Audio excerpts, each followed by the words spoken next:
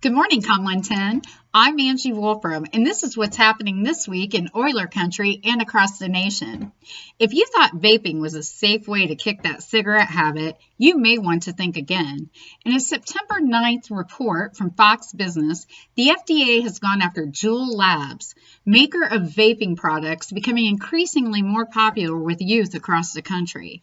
The complaint accuses the company of fraudulent marketing practices, indicating Juul hasn't provided sufficient evidence of the safety of its products. In light of recent deaths reportedly linked to vaping, this allegation appears even more serious. According to a CNBC article by Levito, the charge could result in hefty fines or even seizure of company assets if the company fails to respond within the 15-day time frame given. But vapes aren't the only consumer product making news lately. The retail giant Walmart has made the monumental decision to discontinue selling some guns and ammunition in its sporting goods departments. According to a September 3rd CNN cable news report, the products targeted are specifically for handguns, and the retailer has further prohibited all customers from carrying firearms within its stores.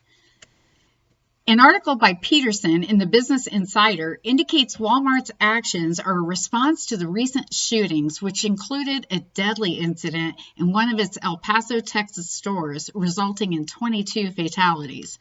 This decision is making waves in politics, as those on the right fear an overreach into constitutional rights to bear arms. Gun control is also one of several hot topics argued over by the lineup of Democratic presidential candidates during the recent third debate. Perhaps the conclusions drawn by many media outlets on who exactly performed the best is the most interesting part of the debates.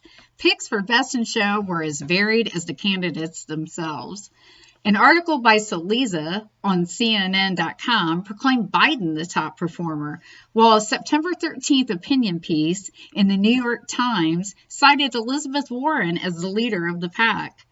If COMM110 had to choose a favorite, it would likely be the one with the most generous college debt forgiveness policies, for obvious reasons.